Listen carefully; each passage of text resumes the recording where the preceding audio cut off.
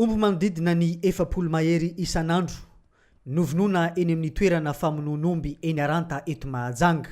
Amin'ny 9:00 no feptaona farany ahafahana mampiditra omby amin'ity toerana ity.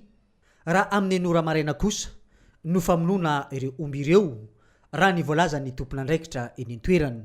Tatoato dia namafisina ny fanarahamaso ny taratasin'omby amin'ity toerana ity mba hiadivana amin'ny mety sy ny taratasy hosoka amin'ny omby miditra eny amin'ity abattoir ity. Savaina amin'izany ny taratasy fampivarotana ireo omby ireo, eo ihany koa ny passeportn'omby na ny complément de passeport.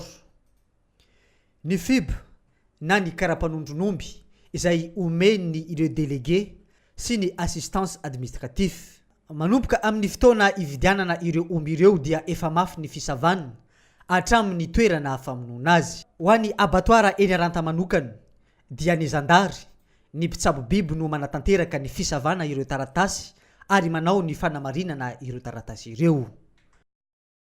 Atan'ny abattoir zany mizara roa.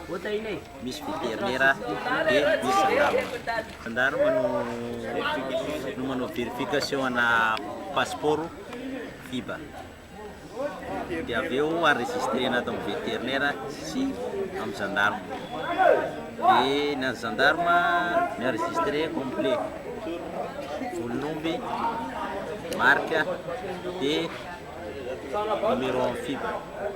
Dia ny any partie amin'ny vétérinaire zany partie ambany ty foana. Resaka certificat de vaccination, fanamarina ara-pahasalaman'ny biby.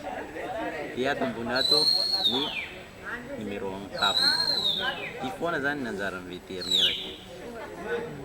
Fa ny gendarme vérifier ny anaran'ny tonovidianana an'le omby, misoratra amin'le omby miaraka ny sonian'ny délégué. Na eo aza izany, tsy mbola misy ny fanarahamaso ireo omby izay vonoina any amin'ny toeran-kafa ka avidy sy mifamezivezy eto an-tampon-tanànan'ny Mahajanga.